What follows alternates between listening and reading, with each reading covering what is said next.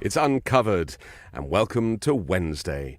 I'm Anthony Davis, he's Ron Filipkowski, and together we uncover the MAGA propaganda that is not covered by the corporate media. We have so much to discuss. We're so thrilled that you are here. A big shout out to the Midas Mighty, of course, who are our strongest supporters. Don't forget to comment down below and take part as you see fit. Ron, joy is the word of the show today.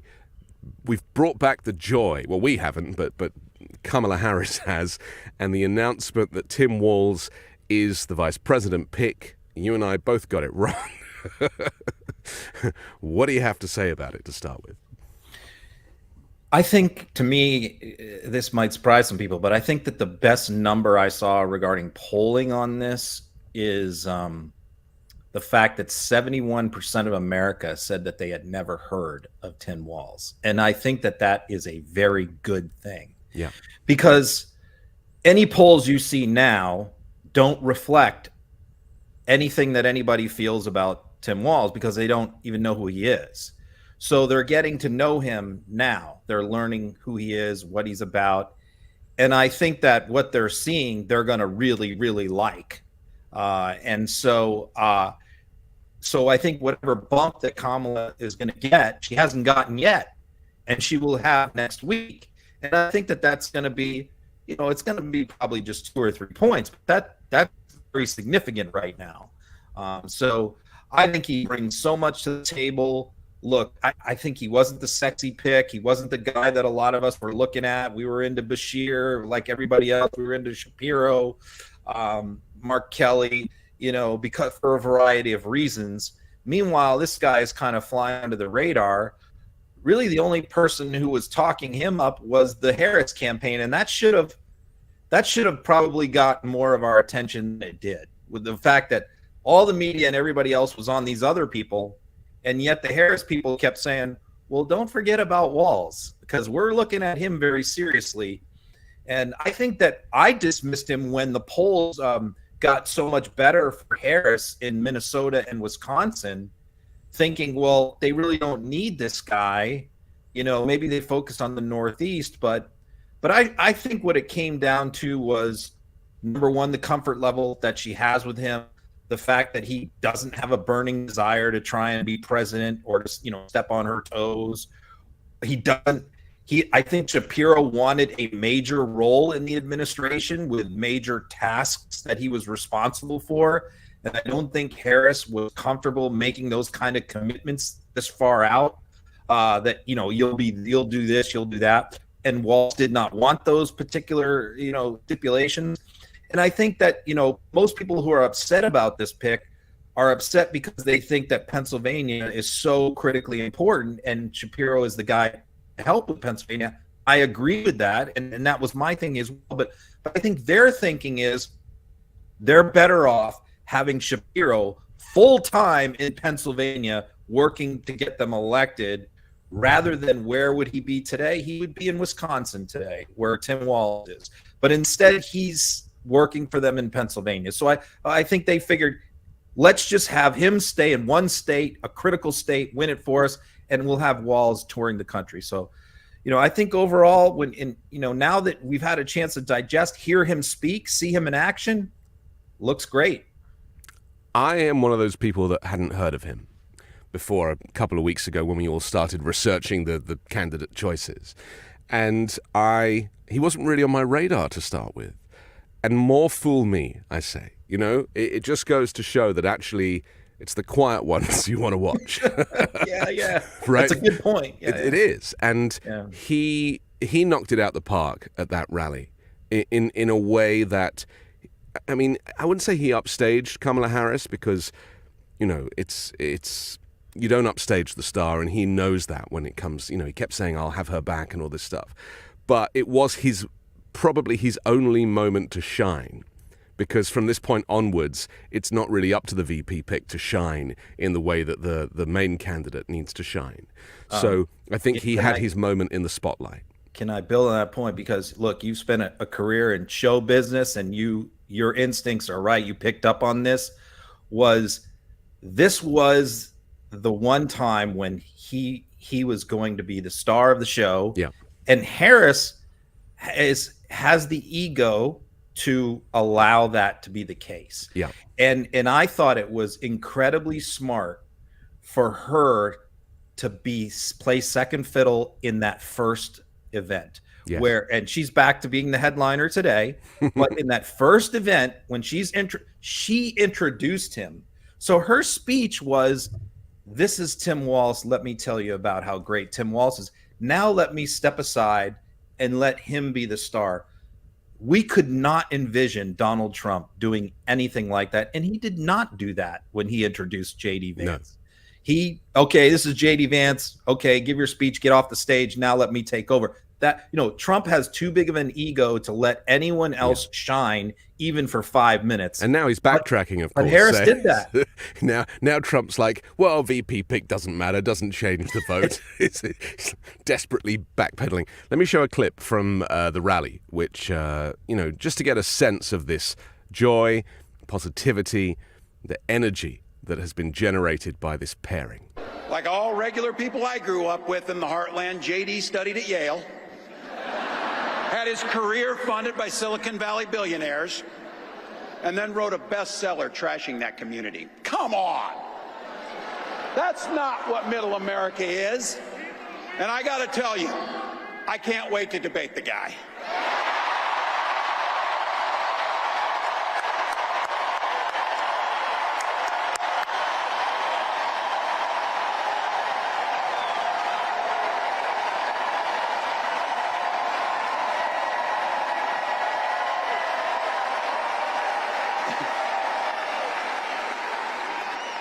That is, if he's willing to get off the couch and show up. So, you see what I did there?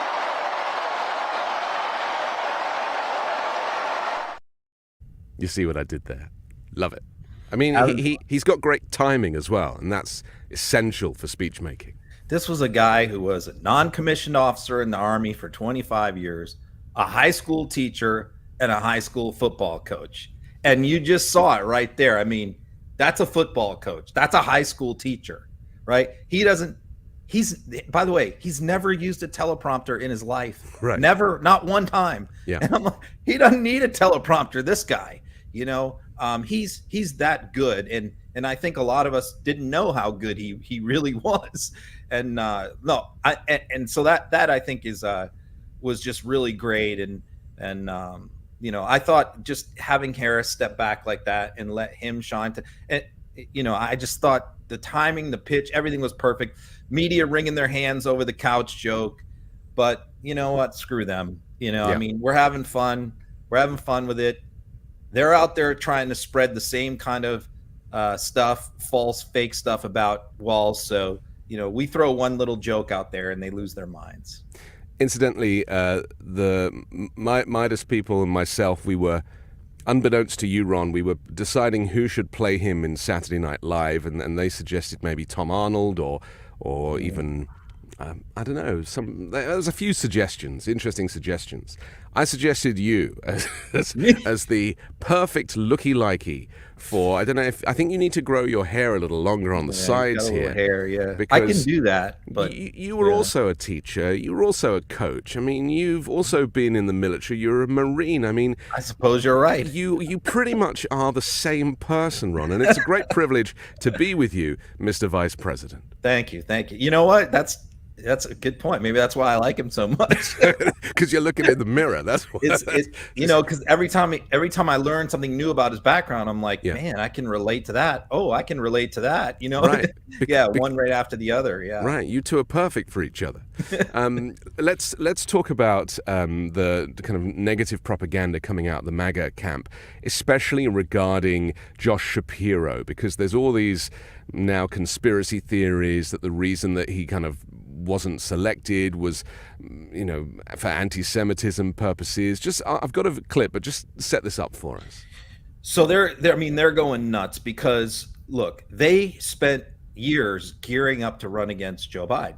And, if you are involved in these campaigns, you spend lots of hours, many, many hours, time, resources, building up these opposition research files, clips, everything else. So he backs out, and then all that's out the window. You just take all that and you throw it in the trash. We just spent 3 years work on this project and now it's gone. So then they were certain it was going to be Shapiro, and I can tell you, and they spent the last few weeks frantically gearing up their Shapiro stuff, and they felt like they had some pretty good stuff on Shapiro, opposition type stuff. And I kind of gotten a little taste of what it was from watching them and listening to them. So they were just loaded up to just launch on Shapiro. What was it, yesterday or the day before? And then it doesn't happen. And they have nothing on Walz. I mean, they weren't ready for Walz. They had some stuff on Bashir. They had some stuff on Shapiro. They had some stuff on Kelly. They had nothing on Walz. I mean, so it just totally caught them with their pants down. The same thing the Joe announcement did. Yeah. And so what do? They immediately start trying to divide Democrats. See, that's because that's what they were hoping to do with the Shapiro pick. They were going to try and drive a wedge between, Jewish Democrats and other Democrats, let's say, who are not really keen about supporting Israel and other issues. And that was their plan. They were going to highlight that stuff about Shapiro to try and divide the Democratic base. And so they tried to use it anyway. So what they tried to do is to make a play to Jewish Democrats this week and say, Harris is anti-Semitic. She hates Jews. That's why she wouldn't pick Shapiro. The problem is, of course, that argument is virtually every member of Congress in the House that's Jewish is a Democrat. Every senator who's Jewish is a Democrat. All 4 Jewish governors in the United States are Democrats.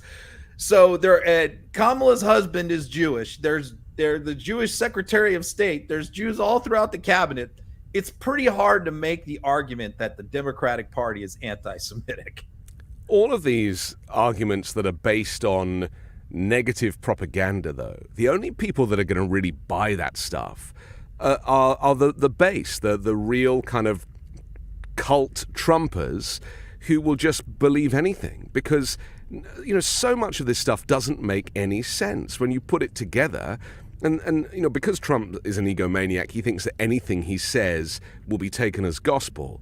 But when that diktat comes down to others, like JD Vance, for example, it just sounds ridiculous. And I'm hoping now that with this new pairing of Walz and Harris together, speaking in clear sentences about humanity, so much of those speeches they made were about our common shared humanity, that stuff really chimes with people because we are all human. And stuff about, so-and-so must be this, because it's complicated. The Israel stuff is complicated. Jews who don't support Netanyahu, for some people, is complicated. And so it doesn't really compute. But actually the simplicity of talking about goodness and positivity and joy and not going back, I think that's the stuff that is going to resonate with people outside of the Democratic base, right out into the wilderness, including the independents, the undecideds, and even some conservatives too. I like the fact that they're not getting bogged down in the weeds of policy too. Like, I think that was part of the problem with Biden. Biden has always been, as a campaigner, yes, Biden has always been a policy wonk. Biden is better behind closed doors than he is at a rally. Okay. He's better at hammering out legislation, fine-tuning, arguing key points, negotiating, all of that. But that's not really necessarily what wins elections. That's good governance. Not with 95 days to go, Ron. I mean, that's the other thing, is this period now has to be very simple language. Exactly. Not going back, like build the wall, lock her up. It has to be the simplicity messaging. And I think that they're starting to do that. And we should just say very quickly, sorry to interrupt you, but there was a moment when the audience at the rally for Harris and Walz started saying, lock him up, referring to Donald Trump. Yes. And Walz very smartly dampened it down and was like, we're not going there. We don't do that. Right. Yeah, I thought that was a good moment as well. I mean, what they're doing is very similar to what Obama did. recall, Joe in the debate was rattling off all this policy stuff, and stats and figures are trying to, because that's his style. Yeah. That was not Obama's style. That's not Harris's style. That's not Walz's style. Yeah. They can talk policy, but when they're up giving a stump speech, they want to paint broad themes. And I think that, like you said, with 90 days to go, that's the smart way to play it. You throw some policy out there, but you don't get bogged down in minutia. You paint the broad brushstrokes of the vision of America that you see going out into the future. You don't talk about some policy thing from 2 years ago. Yeah. And that's what they're doing. And Trump can't do it. I mean, Trump's broad themes are terrible. The world is falling apart. World War II is about to start. Migrant 3 is about to start. Migrants are invading the country. I mean, that's his broad theme. The nation is in decline. That talking about this negativity, and I'll come to him in a minute. I just want to show this clip of Josh Shapiro before we move on, because he made a very powerful speech before these two came on. Let's take a look. Each of us has a responsibility to get off the sidelines, to get in the game, and to do our part. Are you ready to do your part? Are you ready to form a more perfect union? Are you ready to build an America where no matter what you look like, where you come from, who you love or who you pray to, that this will be a place for you? And are you ready to look the next President of the United States in the eye and say, "Hello, Madam President. I am too, so let's get to work."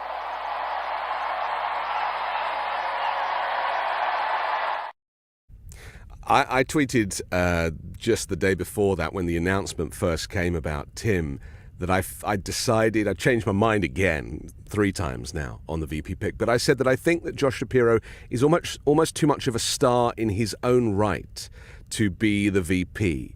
And this is why it frustrates me when people criticize Kamala Harris's record as VP. I mean, what are you going to say about Mike Pence? This role, being a VP, or even Biden when he was next to Obama, it is the second fiddle. You do not get to make major policy announcements. You do not take the credit for anything, despite the fact that you're a counsel to the president at all times. You do not get any credit. It is a thankless job. And yet when it comes to campaigning, it's a different job. You campaign as a VP versus you actually be a VP. And Harris, I'm actually working on a video at the moment listing all of her credentials as vice president, all the stuff that she did, because people think, and in fact Republicans, I've heard them saying, what did she ever do? She never did anything. And that is such a lie. They just never bothered to look or to find out. But Shapiro, too much of a star. Yeah, I think that what Shapiro wanted was a portfolio similar to Al Gore, which is sort of like a, co-presidency, almost like a deputy president. Yeah. And I don't think that that's what Harris envisioned for anyone in that position. And I don't blame Shapiro. Look, he's an ambitious guy, justifiably so. Look, when I watched him yesterday, because none of us knew how he was going to do this. Obviously he was very disappointed. Jordy called it with Midas the night before. He had some really good insight when Josh Shapiro was out shooting hoops late at night with his son. Jordy immediately, texted all of us and was like, he didn't get it. We're like, what are you talking about? He's like, I know the late night hoop session.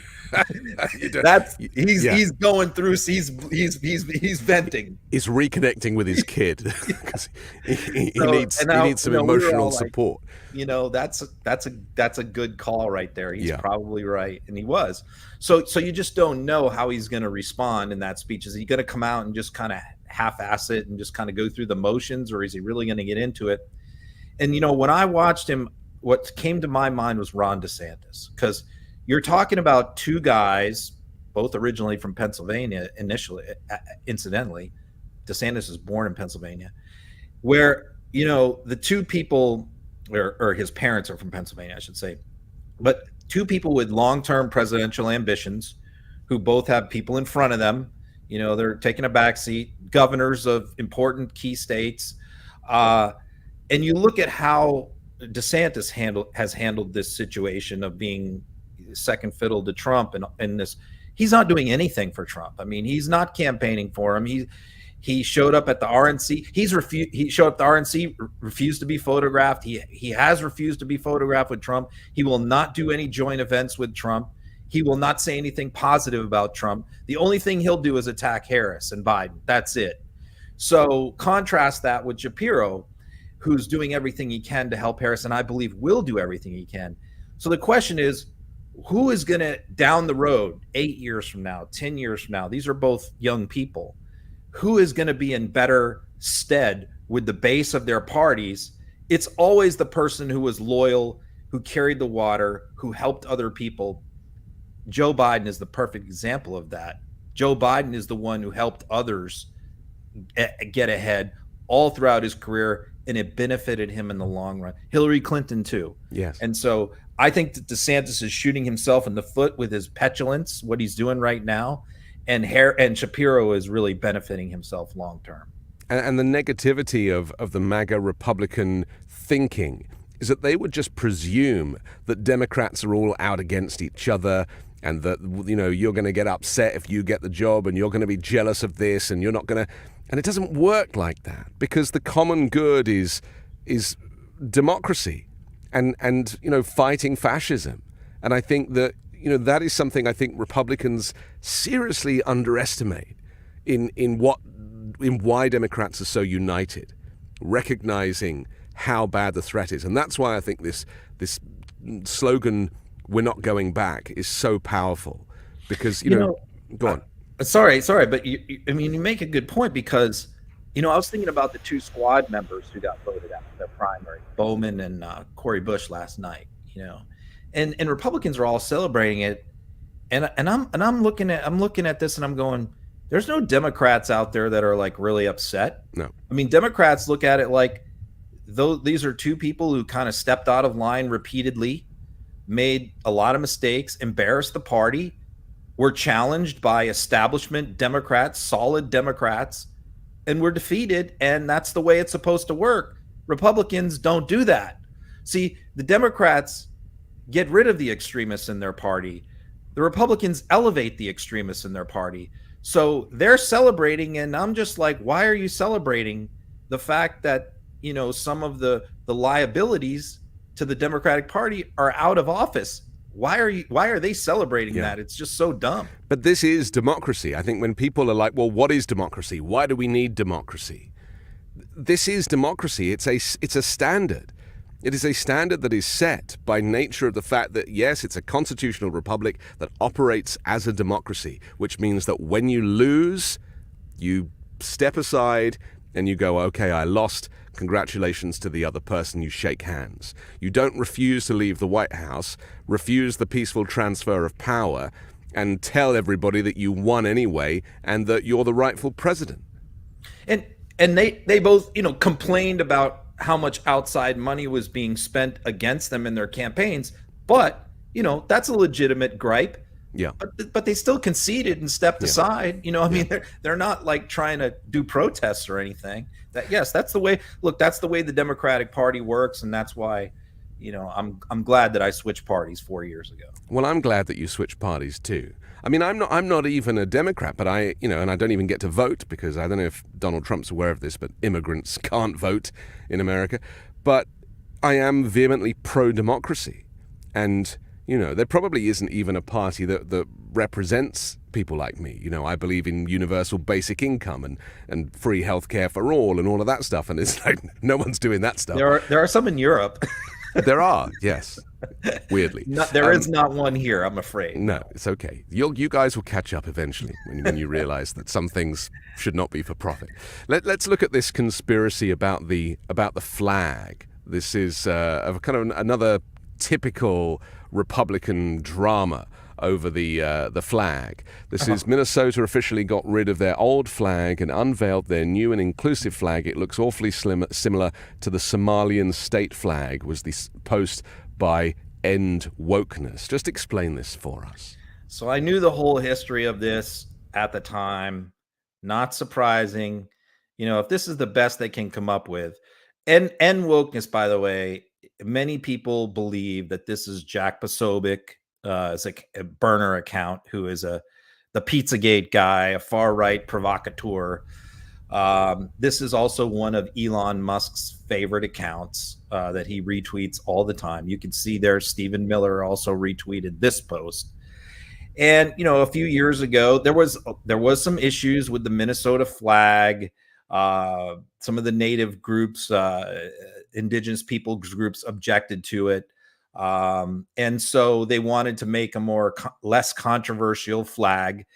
There was a long process, multiple entries. It was all lots of consideration. It went on for a long time, and the flag finally was approved. And then, some right-wing nuts started claiming, probably because of the Somalian community in Minneapolis, which is significant, but not a significant percentage of the overall population, but a decent-sized community. They were arguing that the new Minnesota state flag was patterned after the Somalian flag.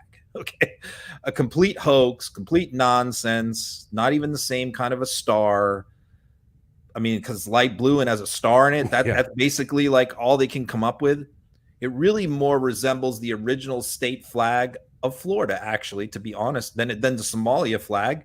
But this is something that they're trying to use against Walz. I mean, this is how pathetic these. This is how desperate they literally have nothing to say, nothing to offer on this subject. The flag. But that's going to become increasingly obvious to Republicans or undecided voters that there is a real shortage of ammunition. And why does it always have to resort to trying to devalue the other side rather than put your own party on a pedestal and celebrate your own policies? I mean, that's just politics, I suppose. We have this clip, though, of JD Vance attacking the national service of Tim Walz. I know that this is a subject that has really wound you up. Let's take a look. Well, I wonder, Tim Walz, when were you ever in war? Well, I wonder, Tim Walz, when were you ever in war? What was this weapon that you carried into war, given that you abandoned your unit right before they went to Iraq, and he has not spent a day in a combat zone? What bothers me about Tim Walz is the stolen valor garbage. Do not pretend to be something that you're not. And if he wants to criticize me for getting an Ivy League education, I'm proud of the fact that my mamaw supported me, that I was able to make something of myself. I'd be ashamed if I was him and I lied about my military service like he did. Wow. I mean, I'll let you deal with this, because this is a lot. I mean, this is just sickening. It's ridiculous. It's pretty personal for me. Look, Vance was an enlisted Marine. I was an enlisted Marine. I know exactly what he did. I don't disparage anybody's military service for any reason. Everybody has different jobs. Everybody, some people have desk jobs. Those desk jobs are important. Everybody, in other words, for a long time, the Republican Party was putting like Navy SEALs on a pedestal. They wanted to elect Navy SEALs to everything. And I'm like, why? What is it about Navy SEAL that makes you be good at policy? So it's just, I never sort of parse out like, oh, this person's service is more valuable than another person's service based on whatever they did. Because I just think everybody's service is valuable. And so what he's doing here, and what the Republicans are trying to do, is so offensive.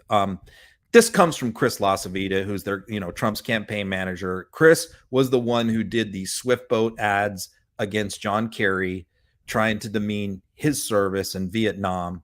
And now he's in charge of the Trump campaign. And this is what he has to work with. This is what he's going to try and do.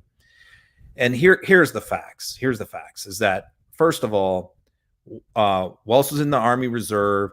He was in for National Guard. He was in for 25 years. So he was deployed to Europe, activated several times. What he's talking about is, when was he in war? That there's one clip where he says that he carried weapons of war.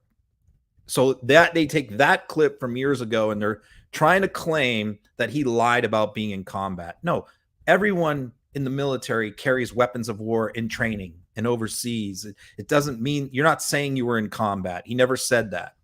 But really the main issue that they're harping on, that they're honing in on, is the fact that he didn't deploy to Iraq. So here's what happened. He's coming, this is the facts. He's coming up on his 25 years and he's going to retire. This guy got a full-time job. He's got a family. He's got kids. He's done 25 years in the reserves. So when you get about a year out from the end of your contract, that's when the career planners in the military start contacting you, and they want to know what your future plans are. What are you going to do? They want a commitment from you to either sign up for 4 more years, 6 more years, or are you going to get out? And Walz told him a year out, I'm getting out when I get to my 25. I'm done. And they said, okay. Then several months later, his unit is told you are going to deploy to Iraq next year. So this is what they're beating him up, that he abandoned his unit, because at that point he had a decision to make.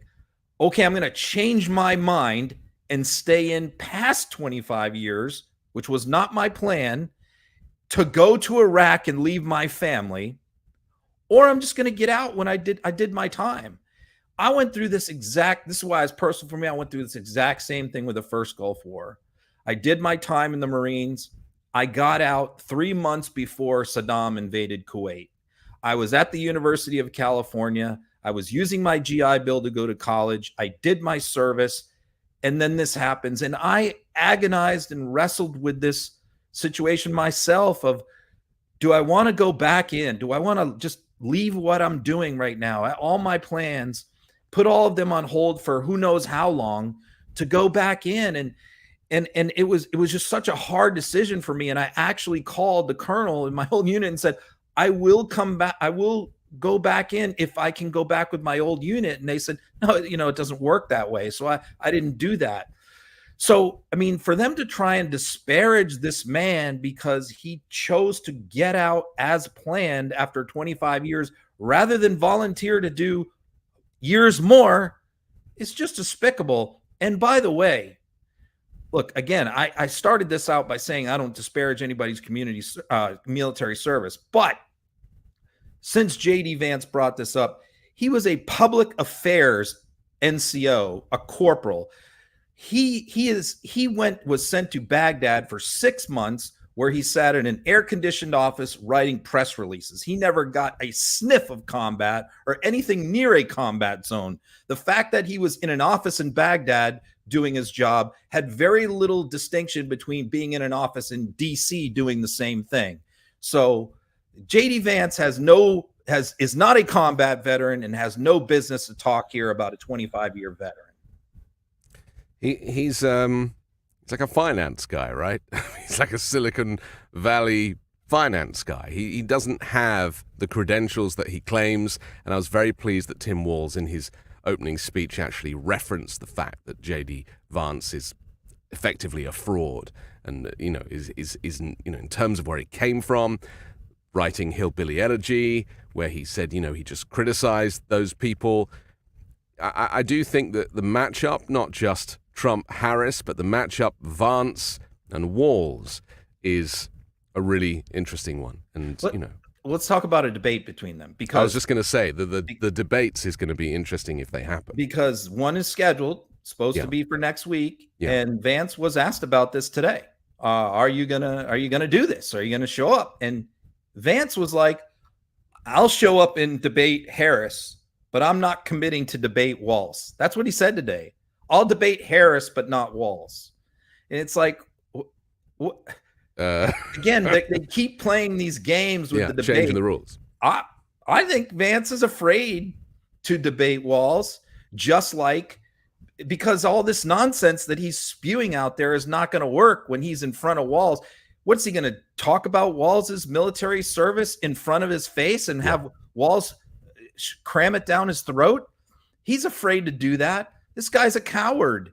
And so I don't think Vance wants to debate Walz at all. And he's already sort of laying the groundwork for possibly not debating him. Yeah. And it doesn't look like Trump's going to do any debates. They're not going to debate. No. Good. Hopefully Harris will be standing there is it CBS, I think? And she's just ABC, sorry, and she's just going to be getting an hour's, airtime to make a campaign speech, which would be fantastic. Chair. Yeah, with an empty chair next to her. Great. Yeah, look, Harris should not cave an inch, because Trump's not fooling anybody with his, hey, I'll do a Fox debate. Nobody expects Kamala Harris to do a Fox debate. Nobody, except for the MAGA cult. Trump agreed to a debate. He's backing out. Everybody sees that. He's not scoring any points. Okay. We've got to take a quick break, but I want to come back. We've got lots more of this to do, and we'll do that in just a moment here on Uncovered. I'm excited to tell you about Moink. That's Moo plus Oink. It's a meat subscription box company on a mission to fight for the family farm. They're located in rural America, run by an 8th-generation female farmer, and their animals are raised humanely, their employees are paid a living wage, and the quality of their product is better than anything you'll find in a store. Moink delivers grass-fed and grass-finished beef and lamb, pastured pork and chicken, and sustainable wild-caught Alaskan salmon straight to your door. Moink farmers farm like our grandparents did, and as a result, Moink meat tastes like it should, because the family farm does it better, and the Moink difference is a difference you can taste. Unlike the supermarket, Moink gives you total control over the quality and source of your food. You can choose the meat delivered in every box, like ribeyes to chicken breast to pork chops to salmon fillets and much more. Plus, you can cancel any time. Moink is helping to save rural America. Join the Moink movement today. Shark Tank host Kevin O'Leary called Moink's bacon the best bacon he's ever tasted, and Ring Doorbell founder Jamie Siminoff jumped at the chance to invest in Moink. Plus, they guarantee you'll say, "Oink oink, I'm just happy I got moinked." Keep American farming going by signing up at moinkbox.com/uncovered right now, and listeners to this show get free hot rolls in your first box. The best hot rolls you'll ever taste, but for a limited time. Spelt MOINK box.com/uncovered. That's moinkbox.com/uncovered. Lumen is the world's first handheld metabolic coach.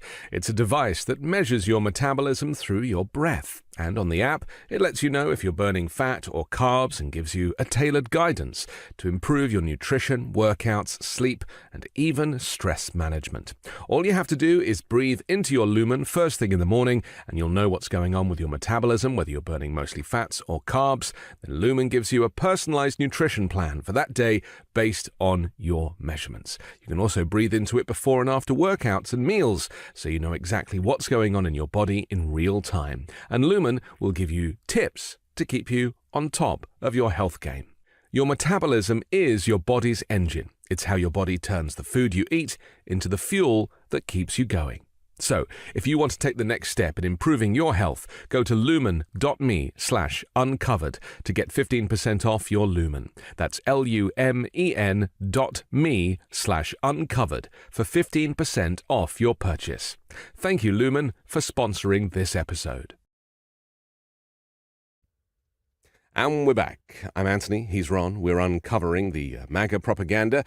Let's talk about Donald Trump, because you know who he is. That guy that is driving us all mad, sits on our shoulder. He is now claiming that when the stock market goes down, it's because Kamala Harris gets a decent poll number or something. Right? I'll show the clip and you can explain what this means. Because if she does this to America, every one of us are going to either be leaving or we're going to be living like dogs. Our whole country, our whole system is going to collapse. Even the talk about her has driven the stock market down. Yeah. You know, when the stock market goes down, when you see it go down, that's because she gets a decent poll number. She gets bounces at a poll, the market goes down. The stock market will collapse like in 1929 if they're elected. I mean, does he think that anybody believes the stuff that he's saying like this? His cult does. He said this all throughout 2020. Yeah. That if Biden was elected, the stock market would crash. There would be a Great Depression. It would happen right away. Yeah. Didn't happen. None of that happened. The only thing he had to do was clean up the mess that he inherited from Trump. So, then he said in 2021, the stock market was going to crash, 2022, 23, 24. It's always about to crash. So look, what Trump does and what his campaign does is spend all day, every day, scouring the internet, looking for something bad anywhere, a murder, a war, a bombing, a terrorist attack, anywhere in the world, and blame it on Biden. That's their campaign, is look for bad news and blame Biden. So they actually root for bad news. And so when on Sunday night, when the news reports were coming out that the Japanese stock market had tanked and some of the other overseas markets were going through a major correction for different reasons, and it was widely reported that the same thing was about to happen here, then, what does Trump do? He starts Sunday night, Monday morning, frantically tweeting, the stock market is about to crash. This is going to be 1929 all over again. Great Depression. This is all because of Harris. When, it's totally ridiculous to blame the president for the daily ups and downs of the stock market. The stock market right now is nearly 50% higher than it was when Biden took office. So it goes down 2% on Monday. It corrects and bounces almost all the way right back the next day. But of course, the right wingers and MAGA spent all day Monday saying, this is it. The stock market is crashing. And of course, not a word from them the following day when the stock market went back up. Yeah. It's just their followers are so dumb that they believe this stuff, that they think that the rest of the country is going to believe it too. And they just look like fools when they keep doing dumb stuff like this. When Trump was in office, he used to take the credit when the stock market was up and then say nothing when the stock market was down. The reality is that no president has control over the stock market. No. I mean, it's even difficult to control inflation and take credit for it. The system moves as the system moves, and you can obviously make some changes, but ultimately we are living in a world economy with world markets, and you got to take the rough with the smooth and hope that during your presidency you're on an up. The stock market is not the economy. I mean, it's a piece of the economy. It's a barometer, but it's far from the only one. I mean, the economic growth, inflation, unemployment, there are many other metrics to look at. It's just one thing. And with all the speculation that happens, first of all, how about this? Donald Trump's stock is down 75% from like 6 months ago. Yeah. Whose fault is that?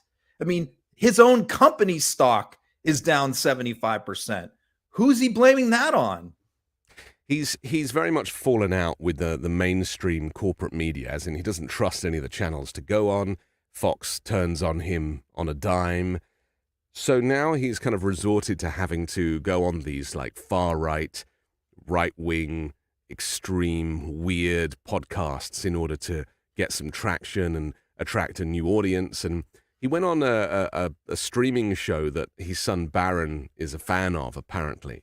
They ended up breaking campaign finance law at the end by presenting him with a Rolex watch as a gift, and then they took him outside to show him this branded Cybertruck that they somehow managed to get hold of. Elon probably gave it to them.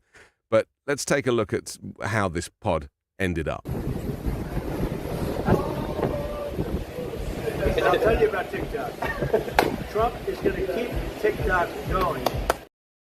Yeah, the former president who's in the running to be the next president. I mean, what on earth? Whenever I watch some of these weird appearances by him, or he surfaces on these strange podcasts, my first reaction is always to ask, like, whose idea was this? Like, who came? Because Trump never heard of any of these people, So who gave him the thought that this was a good idea? See, because Trump's only calculus is, do you have an audience? That's his only consideration. He doesn't even really care who the audience is. If you show him numbers, views, this guy has X number of subscribers, and he'll be nice to you and he loves you, Trump will do that show, regardless of who it is. So there's not really any political calculus here. And that's why he does the UFC fights and all this other stuff. So when he goes on this knucklehead's podcast, who basically has an audience of like 12 to 15-year-old white boys, Yeah. white nationalist groiper types, weirdos who don't vote, and or who, if they did, would all vote for Trump anyway, regardless. When he decides that this was his only event that day, this was the one thing he was going to do, was do this guy's show. So what does he get out of this? These appearances cost him more votes than he gains nothing. And when people see that he appears on knucklehead shows, or this guy has had white nationalists on, racist, anti-Semites, he's had Nick Fuentes on. He's been banned as well, hasn't he? He's been banned from Twitch. He's been banned. I mean, he's an idiot. And so when people find out, why is Trump doing it? It hurts him. These things don't help him. So I try to find, well, how is it? Because he mentioned my son is a big fan. And my first thought was, oh, it must be Don Jr., because Jr. is the one who sets him up with all these weirdos. And it had to be Don Jr. Turns out, no, it was Barron Trump's idea. So he's listening. He's taking advice from Barron Trump, 18 years old. And by the way, a lot of us were wondering, like, what's Barron all about? What are his views?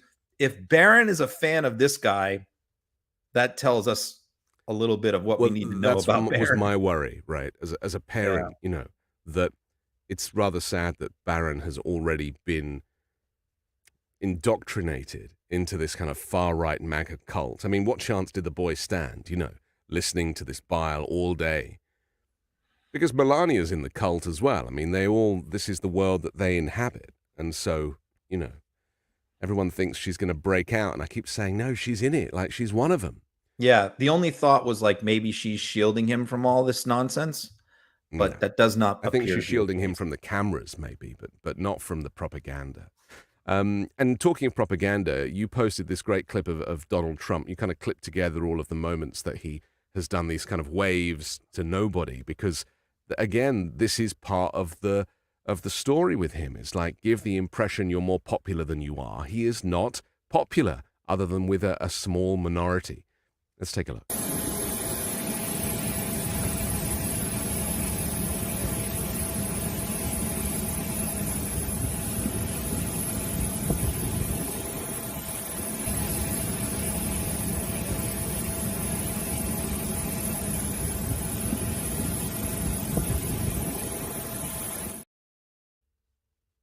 Nobody there.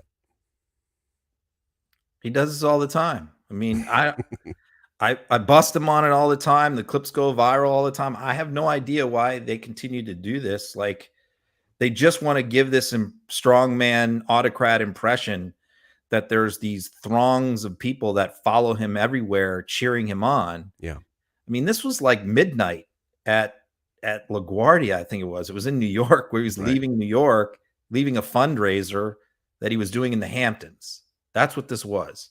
He did a late night fundraiser. So, I mean, nobody expects there to be a crowd at the airport for him at like 1 o'clock in the morning. But yet they still have to put on this facade, this weird show where he pretends that there's people out there for him. And, usually they film him doing this nonsense from the front, so you can't really see whether there's anybody there or not. It's only obvious because you don't hear anybody. But this time, for some reason, his own people filmed him from behind, so you could actually see, every once in a while. Like, sometimes C-SPAN will do these and they'll show that there's nobody there. But usually the Trump campaign is careful not to do that. But in this particular case, I mean, he's waving to like grounds crew at the airport. I tweeted it and I wrote, this was a view from behind the wizard's curtain.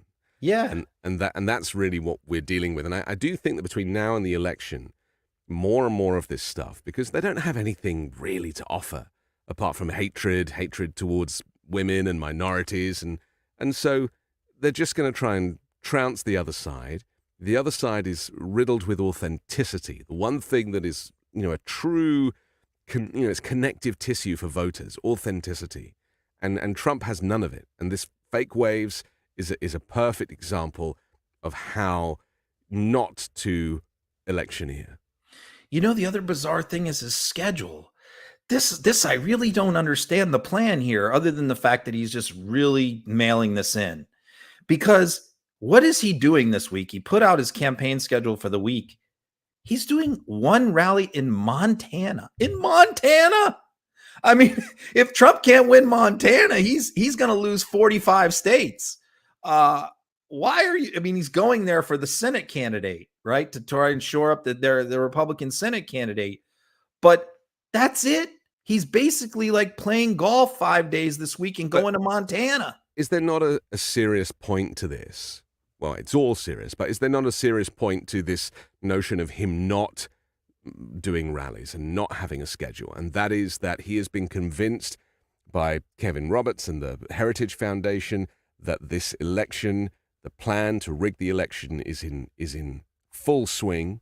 We've been hearing more and more. You know, Rachel Maddow did an expose on it. Daily Beast actually did a piece on it that I missed like 3 weeks ago. And they're talking about, you know, having these legislators or legislatures in place who will not certify the election and then have the Supreme Court try and overturn it. I mean, in the back of his mind, is he just thinking, well, we've got a system now. We failed last time. This coup is going to work.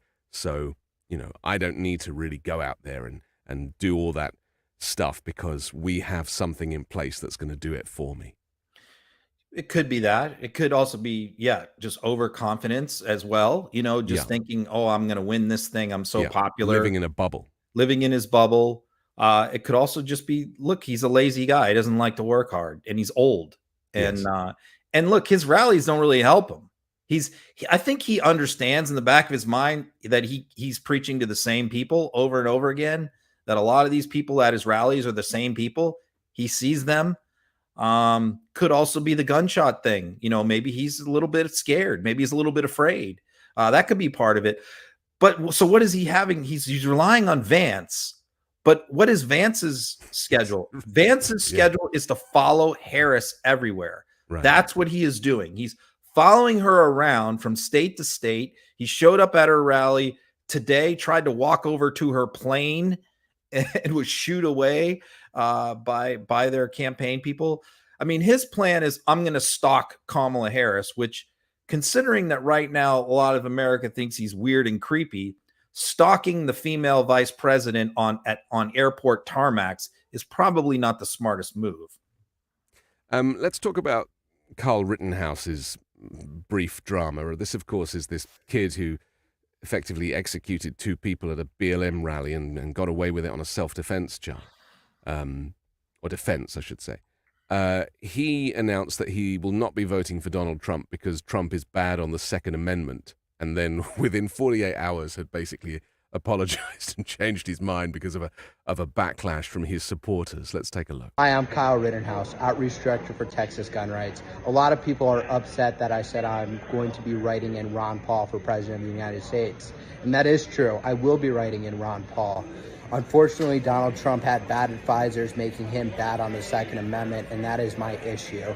If you cannot be completely uncompromisable on the Second Amendment, I will not vote for you, and I will write somebody else in. We need champions for the Second Amendment, or our rights will be eaten away and eroded each day. I support my decision, and I have no takebacks. Uncompromisable? And no takebacks, which, as soon as I posted that, I said, he will take this back very shortly, because I know what's going to happen. You know, the MAGA influencers were going to destroy him, threats, whatever, all kinds of stuff. And that's exactly what happened. And 12 hours later, he was back apologizing and begging forgiveness. But the damage was done. And this illustrates a key point of looking at this political movement, which is all the normal, smart, intelligent, educated people that normally would be influencers or leaders of a political party at various levels, grassroots and up, they're all gone from the Republican Party. They have all been swept aside. And what Donald Trump has done is elevated this island of misfit toys, these groups of vagabonds, these unstable individuals who aren't educated, aren't experienced, aren't that bright, and made them stars and made them it's like in the reality TV show here. And when you take this kid who's dumb, uneducated, and is only famous for killing people, and you make him a star, you know what? Idiots like that can come back to haunt you and come back to bite you. And that's what has happened time and time again with a lot of these people. And here it happened with Rittenhouse. I mean, if Donald Trump can't keep Kyle Rittenhouse in the fold, he's got problems. I remember when it was soon after he was acquitted, and then there was a CPAC event, and they put him on the stage and they lit him up with lights and they celebrated him as if he was like the greatest thing. And I was like, whoa, like America just fell again a little bit further down into this kind of dark pit of despair. It's just too sad. The whole story is too sad. And I often, I think about the people that lost their lives that Kyle Rittenhouse doesn't seem to be fussed about at all.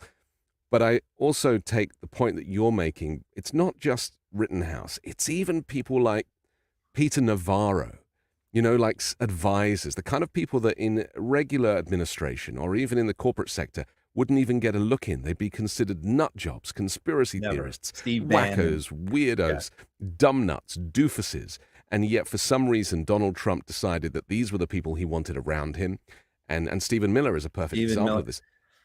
Go on. These are people that all tried to get jobs in Republican campaigns and administrations in the past. Yeah. And were always rejected. They never got interviews most of the time. And that's one of the reasons why they love Trump so much, is because these guys were rejected for all of these positions and jobs because they're weirdos and they're nut jobs and they're not qualified and they're not that bright. But Trump made them all stars. I mean, the names you just, Rick Grinnell being, ambassador to Germany. There's no Republican ever that would have ever put him in that position. And so this is the case with so many people. Jason Miller is unemployable. So many of these people are absolutely unemployable except by one person who will hire them, Donald Trump. His lawyers are all, Sidney Powell, the Rudies. Yeah. Nobody was going to hire these people, but they're all like stars because of Donald Trump. And that's why they're so loyal to him, because if Donald Trump goes down, they all go down with him. Well, a perfect example this week is Jenna Ellis, who is flipping again and is again, a Trump hire, somebody who was, supposedly a lawyer, and now is like, okay, lenient sentence or community service, I'll tell you everything. She was a traffic court lawyer. Next thing you know, she's doing election fraud cases for the president of the United States. Yeah. Alina Habba was representing her husband's parking garages. Next thing you know, she's in court doing jury trials for the former president. This is why these people are loyal to Trump, because they would never have these opportunities from anybody else, because he's a weirdo and a nut job. But it's also his Achilles heel, because these people will turn on each other, and ultimately they're going to turn on him. Yeah. Well, because eventually either he doesn't pay people, or by nature of him not winning the election, they won't have gainful employment anymore. And then if they can't get a job on Fox as a host or on Newsmax as a host, which invariably is where they end up, then they'll have to go back to reality, and get a proper job. I look forward to that 6-month time period after this election, because I'm going to be very busy. While everybody else is celebrating, I'm going to be on mop-up duty, right? Yeah. I'm going to be like the U.S. Army who just crossed the Rhine in World War II. The war is basically over for most people, but for me, I still got a lot of things to do. I got Nuremberg trials. I got all kinds of stuff that on my agenda. Okay. So, and part of that is going to be, look, if once Trump loses, these people are all going to be running for the hills. They'll be in full panic mode, trying to figure out what to do, trying to save their career, looking for a successor. And that's the time when guys like me really got to step on the gas and finish this job. Yeah. The job's not over with Trump's defeat. That's the key precursor, but this movement won't be defeated at that point. There still will be work to do. Yeah, well, there'll be, obviously, if he loses, he'll claim that it's fraud, and there'll be a whole new series of legal cases and everything to look forward to. Listen, we've got to take a quick break. I want to come back, though, and talk about Laura Ingraham, because even she realizes that Trump's strategy is not a winning one. We'll do that next. If there's a surefire way to wake up feeling fresh after a night of drinking, it's with ZBiotics Pre-Alcohol. Pre-Alcohol is the world's first genetically engineered probiotic. It was invented by PhD scientists to tackle rough mornings after drinking. Here's how it works. When you drink, alcohol gets converted into a toxic byproduct in the gut. It's this byproduct, not dehydration, that's to blame for your rough next day. Pre-alcohol produces an enzyme to break this byproduct down. Just remember to make ZBiotics your first drink of the night, drink responsibly, and you'll feel your best tomorrow.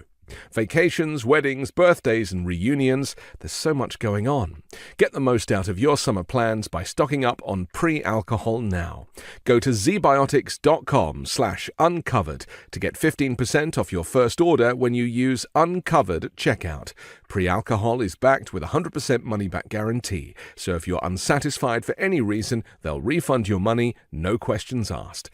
Remember to head to zbiotics.com/uncovered and use the code UNCOVERED at checkout for 15% off. Thank you, ZBiotics, for sponsoring this episode. And you can find links to our sponsors in the description below.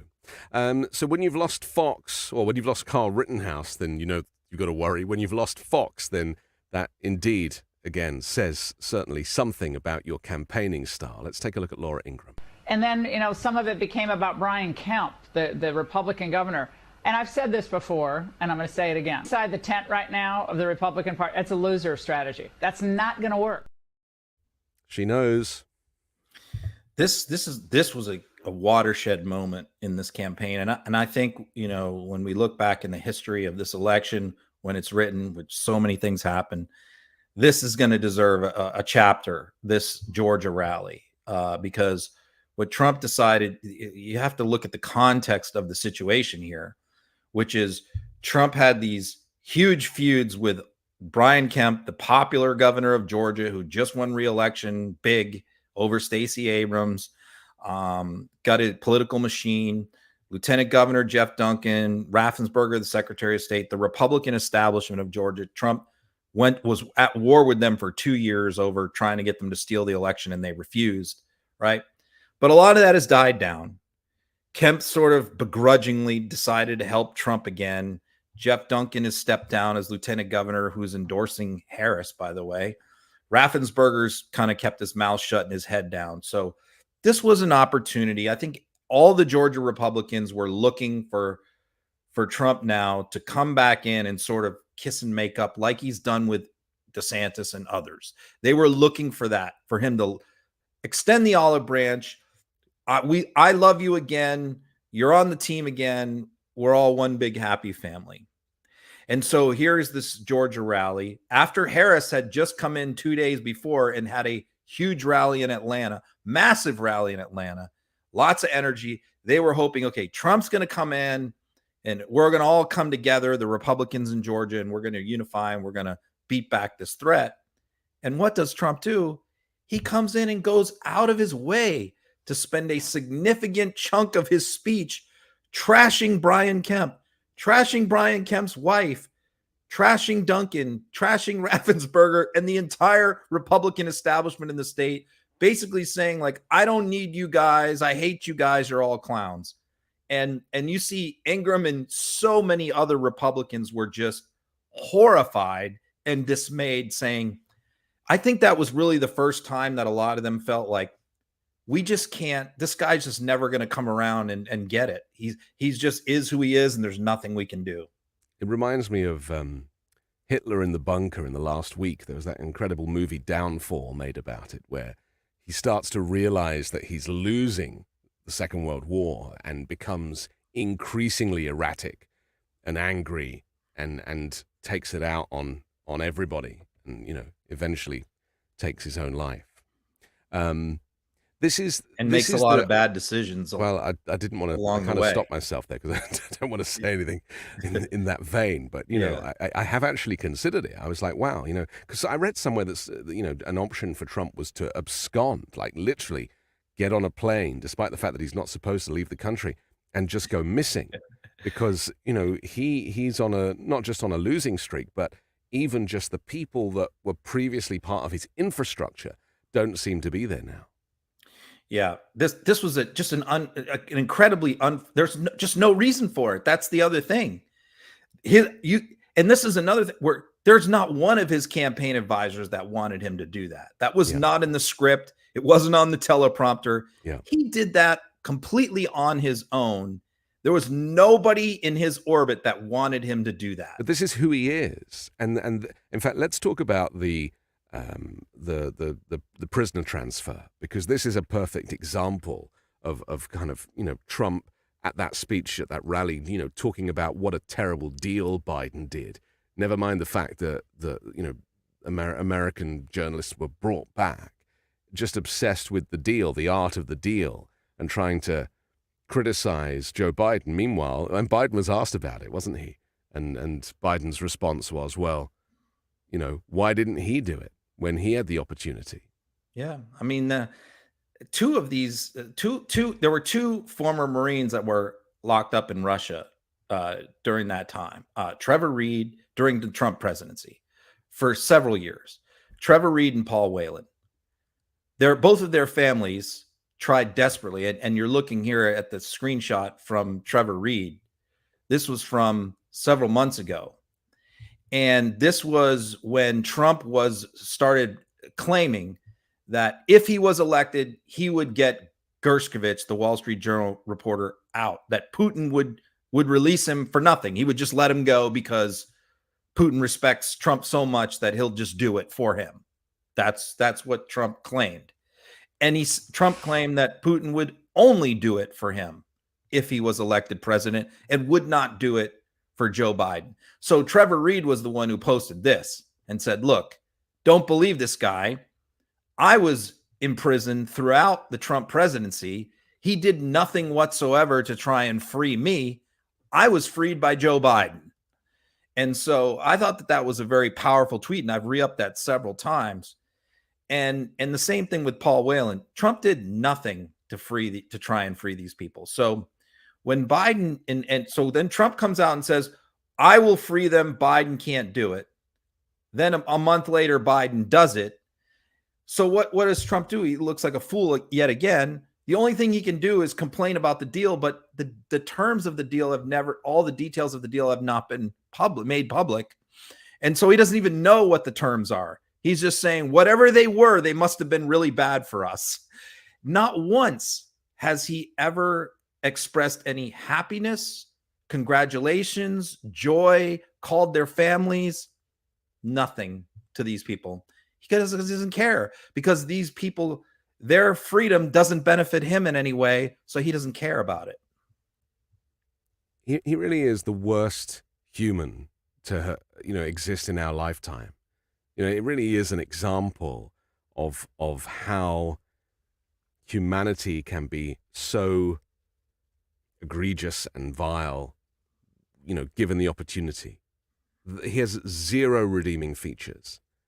And I'm not saying this from a political perspective, just from a humanity perspective. How you can not feel anything. I mean, I felt this about the Jamal Khashoggi murder. You know, he didn't speak in any.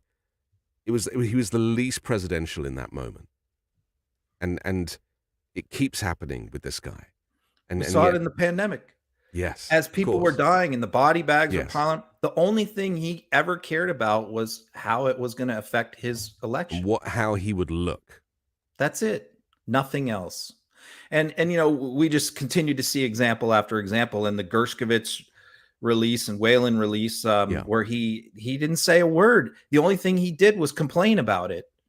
And as it turns out, it actually looks like a very good deal from the United States, because I think from what little we've been able to learn, like one of the European countries actually released some Russian spies that they were holding and we didn't give up hardly anything. It was a situation where Biden was able to get some of our European allies to help us out in this deal. That's what it looks like happened. Let's talk about his post about Elon Musk. Again, I mean, just when it couldn't get any worse. And we should mention that Elon Musk is completely unraveling as well at the moment in the weirdest way.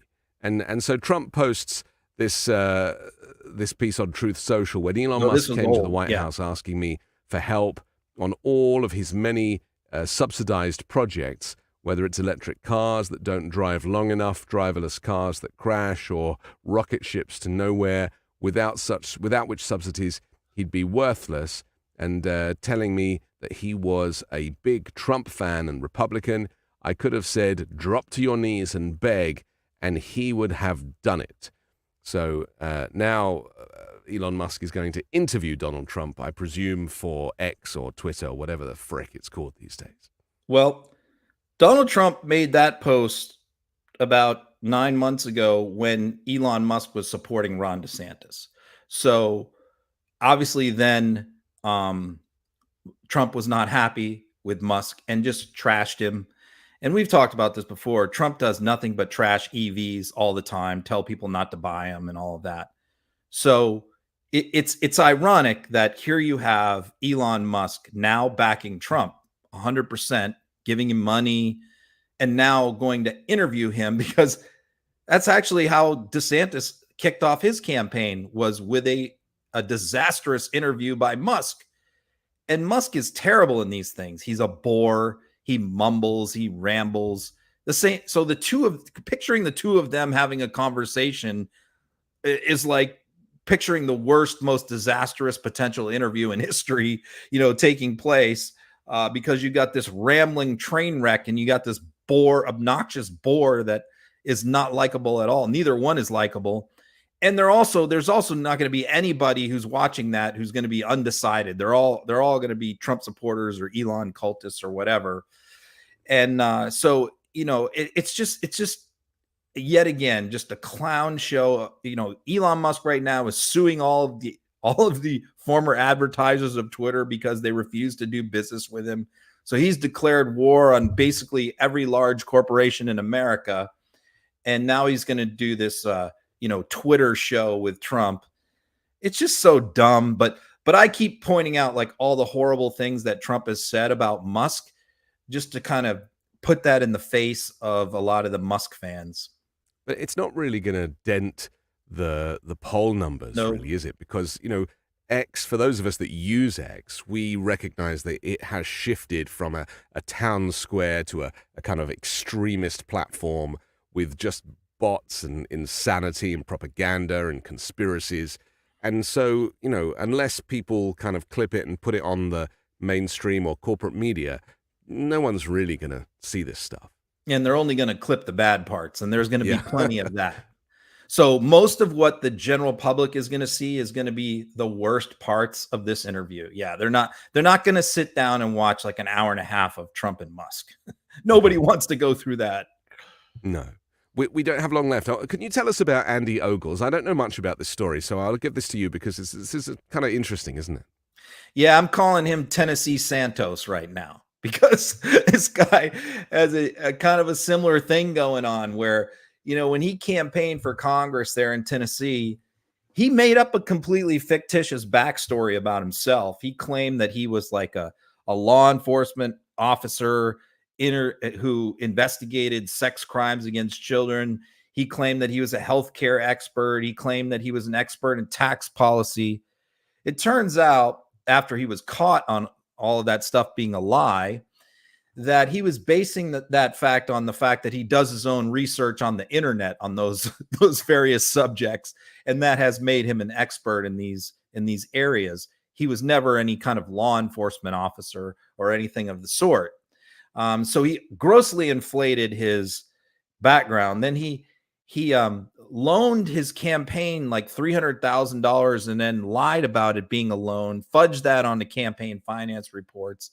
So this is a very shady operator, very similar in a lot of ways to the George Santos situation. He's also a really nutty guy who's filed all kinds of crazy pieces of legislation that nobody ever votes on, but he's just always looking for attention and getting on TV, very similar to Santos. And he just got raided by the FBI a couple days ago, who seized his cell phone and other electronic devices. So he's clearly being investigated for campaign finance violations. Wouldn't surprise me yet again to see another MAGA Republican shyster getting indicted and arrested. And then, of course, he'll blame it all on politics. And all of this, the kind of snowball effect of all of these issues for everyone involved in Trump's orbit and the GOP's orbit, it's all adding up to fewer votes at the ballot box, ultimately. And people starting to realize that MAGA Republicans are corrupt and criminal and that they lie and that their interests are with big business rather than with the people, and that none of Trump's policies actually benefit anybody, and that nobody wants an abortion ban apart from MAGA Republicans' leadership and Supreme Court, but actually the people don't on any side of the aisle. I think that this is what the joy of Harris and Walz together will expose, is that, they really are connected to reality and to what modern America is all about. And yet, really, the Republicans are just playing catch up because they're only representing either big business or big oil or big pharma and the views of the kind of corporate overlords. And that what I've never understood why Trump supporters vote for Trump knowing that there is no benefit to them as regular either working people or middle class. He offers nothing for them other than the chance just to own the libs. But that argument is now over. Yeah, just culture war stuff. Yeah. But Ogles is in a very right-wing district in Tennessee, rural Tennessee, so he's in a safe seat, and it tends to be these people in safe seats like Green, Gates, Ogles, people like that do the crazy stuff because they know that they're not going to get voted out, So, Okay. yeah, I mean, one little post. I mean, Ogles just recently filed a bill to allow Trump to sue Judge Merchan Maybe we should placing just a gag order on him. Maybe we should just mention that Tanya Chutkan's case is happening in September, right? And so there was this push to kind of delay it till after the election. She has now said no. Do you know, I was thinking, after Trump went on to the National Association of Black Journalists platform and was abusive to these women, I was thinking, if Tanya Chutkan is watching this right now, she's going to be like, this ain't happening. And so he's now going to be up in front of her as judge. This is Jack Smith's case. Just finally, just tell us if there's any chance that Trump's going to be either criminalized or imprisoned before Election Day in November. Well, not with that case, because the Supreme Court has told her to make evidentiary rulings on the immunity question on probably 100 or 150 different pieces of evidence, and then Trump is likely going to appeal those rulings. So no, that's going to be bogged down for a long time. The only thing that we really don't know is what Merchan's going to do with that New York sentencing, which is also in September. So that's the whole wild card there. We don't know if he's going to postpone it, if he's going to put him in jail or put him on probation or what. That's still out there pending. Yeah. Great. That's all I can say. We have to finish, but Ron Filipkowski or Tim Walz, looky-likey, whoever you happen to be, thank you for your service, and thank you for your service today. I'm Anthony Davis. If you would like to download the audio podcast Uncovered, you can do that wherever you get your podcasts later tonight. If you want to watch the show again, it's always good on a second viewing. Then just rewind when we finished and start over. You can also share it and comment and get involved as best you can. We'll come back next Wednesday and do it all over again. Ron, all the best. See you next week.